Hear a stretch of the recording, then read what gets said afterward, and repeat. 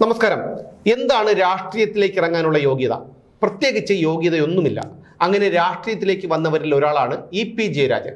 EP. പറയുന്നത് മണ്ടത്തരമാണെന്ന് ഒറ്റനോട്ടത്തിൽ നമുക്ക് തോന്നുമെങ്കിലും ഇരുതല മൂർച്ചയുള്ള വാളാണ് അദ്ദേഹത്തിന്റെ പല പരാമർശങ്ങളും.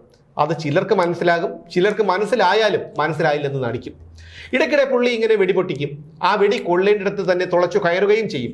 ഏറ്റവും ഒടുവിൽ ഗാന്ധിജിയെയും പിണറായി വിജയനെയും തമ്മിൽ താരതമ്യപ്പെടുത്തുന്ന ലോക മണ്ടത്തരമാണ് ഇ.പി.യുടെ വായിൽ നിന്ന് പുറത്തേക്ക് വന്നിരിക്കുന്നത്. അത് മണ്ടത്തരമല്ല, അദ്ദേഹം മനഃപൂർവ്വം പിണറായി വിജയനെ ഊക്കിയതാണെന്നുള്ള കാര്യം വ്യക്തമാണ്.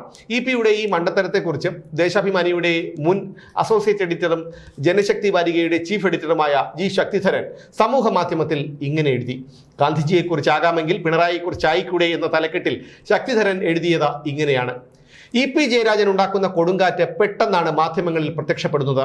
അപ്പോൾ തന്നെ സോപ്പ് കുമിള പോലെ അപ്രത്യക്ഷമാവുകയും ചെയ്യും. എന്നാൽ കണ്ണൂരിൽ അദ്ദേഹത്തിന്റെ തട്ടകത്തിൽ വെടിക്കോപ്പ് നിർമ്മാണ വിദഗ്ധരുടെ പരിശീലനത്തിൽ നിർമ്മിക്കുന്ന ചില അമിട്ടുകളുണ്ട്. അത് പെട്ടെന്ന് പോകില്ല. സാധാരണ അമിട്ടുകൾ ഇത്രയ്ക്കിത്രയുള്ളൂ എന്ന് അത് അയക്കുന്ന ഇ.പിക്കും അത് കൊള്ളുന്ന കാരണഭൂതനും അറിയാം.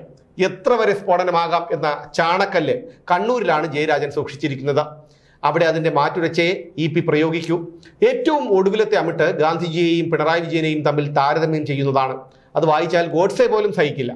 ഗാന്ധിജിയെക്കുറിച്ച് ഡോക്യുമെന്ററി ആകാമെങ്കിൽ പിണറായി വിജയനെക്കുറിച്ച് ആയിക്കൂടെ എന്നാണ് ഇന്നലെ ഇ.പി. ചോദിച്ചത്. ഗോവിന്ദച്ചാമിയുമായി താരതമ്യം ചെയ്യാത്തത് ഭാഗ്യം. മലയാളത്തിൽ അന്യാപദേശ പ്രയോഗത്തിൽ ഒരേ ഒരു സാഹിത്യ പടുവേ ഇപ്പോൾ ജീവിച്ചിരിപ്പുള്ളൂ. അത് ഇ.പി. ആണ്. നഞ്ചെന്തിന് നന്നാഴി. മുമ്പ് മുൻ മുഖ്യമന്ത്രി സി അച്യുതമേനോൻ അദ്ദേഹത്തിന്റെ സമാഹൃത കൃതികളിൽ അന്യാപദേശ പ്രയോഗത്തെക്കുറിച്ച് ഉപന്യസിച്ചിട്ട് പോലുമുണ്ട്. പറയുന്നതൊന്ന്, മനസ്സിലാക്കേണ്ടത് മറ്റൊന്ന്. അതാണല്ലോ അന്യാപദേശം. ഈ രീതി പ്രയോഗിച്ചിട്ടാണ് പിണറായിയെ ഇ.പി. അദ്ദേഹം മുട്ടുകുത്തിച്ചിട്ടുള്ളത്. അദ്ദേഹം മൂഢനായതുകൊണ്ട് അതിനും സ്വയം കൈയടിക്കും. വെറുതെ അഭിപ്രായം പറയുന്നയാളല്ല ജയരാജൻ. കാര്യങ്ങളുടെ ഇരുപുറവും ഉരച്ചു നോക്കും. ചാണക്കല്ല് കണ്ണൂരിലാണ്. ആ ഉരകല്ലിൽ ഉരച്ചു നോക്കി മാറ്റി നോക്കിയേ പുറത്തു വിടൂ.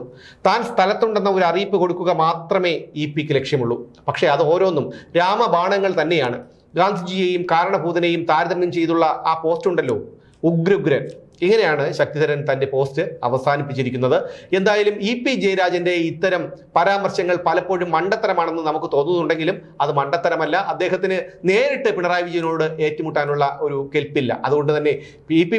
ജയരാജൻ താനൊരു നിഷ്കളങ്കനാണ്, താൻ പറയുന്നതെല്ലാം മണ്ടത്തരമാണ് എന്ന് മറ്റുള്ളവർക്ക് തോന്നത്തക്ക വിധത്തിൽ കുറിക്ക് കൊള്ളുന്ന വിധത്തിലാണ് പിണറായി വിജയനെതിരെ ഇത്തരത്തിലുള്ള അമ്പുകൾ എയ്യുന്നത്. അത് മനസ്സിലാക്കുന്നവർ മനസ്സിലാക്കട്ടെ, അല്ലാത്തവർ പിണറായി വിജയനെ വീണ്ടും പാഴ്ത്തിപ്പാടട്ടെ.